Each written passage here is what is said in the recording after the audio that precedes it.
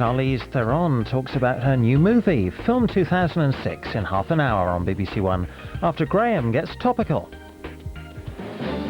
It's Monday the 30th of January. Welcome to The Bigger Picture.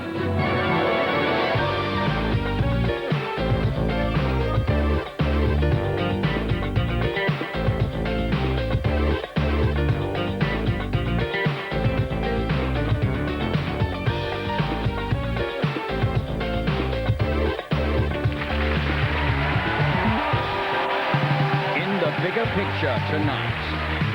TV presenter and Atlantic oarsman Ben Fogle. Comedian and writer Ruby Wax. Journalist and Queen of the Jungle Carol Thatcher. Celebrity Big Brother winner Chantelle. And your host, Graham Norton.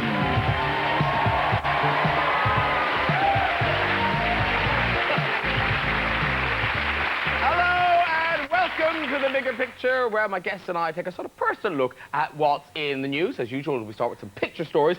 And Ben Fogle, forges you. We've put you with John Prescott, who was visiting a primary school in Carlisle. Nice tracksuit. Now, God love John Prescott, he tried to race a group of 10-year-olds. And, not surprisingly, keeled over after 2 yards. Luckily, it wasn't an egg and spoon race. You can imagine that. On your marks, set. Where's the egg? And after looking at the picture of him running, you do think, what on earth has made him suddenly burst into a sprint?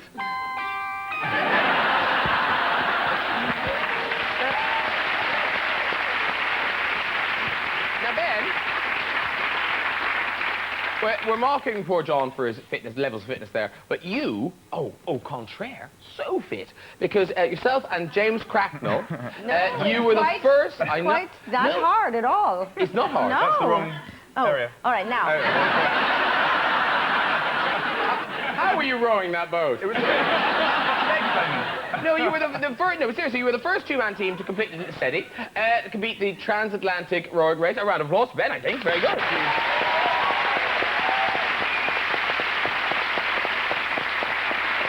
Now, you look puzzled. well, no, I'm just thinking. So there's the two of you on this boat, right? Now, one person, James Cracknell, he's a gold medal winner, Olympic rower. Other member, Ben Fogle, television wildlife presenter.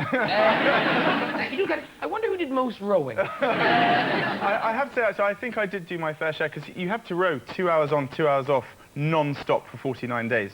So you never get a break. British Airways has a reliable service there. It takes about 8 hours to Antigua. I couldn't find it. I thought the rowing boat was the quickest way. No, so you never rowed together? No, we did a little bit towards the end when we were very keen to get to Antigua, when it was getting a little bit boring. So what was the conversation like when you really were in the middle of the ocean? It was pretty simple, actually. You kind of ran out of conversation after about how lonely you were both were, and that you were in the middle of nowhere. I'm back on that cowboy film. They can do the liquid version. Yeah. It'll make sense. Brokeback Road. 2 men in a boat. Did you fall out? We had a couple of, because we didn't know each other beforehand, and we only had 3 major arguments. But we actually had a kind of near-death experience when our boat capsized about 1,000 miles from land, and that was kind of that brought us together again, I suppose, in terms of we just wanted to get to How did it capsize? What was going on? A wave basically flipped us over. Oh, okay, you're back to that. But then, I read about that. Can you imagine what it'd be like rowing with Ruby? You'd have got there in less than 49 days.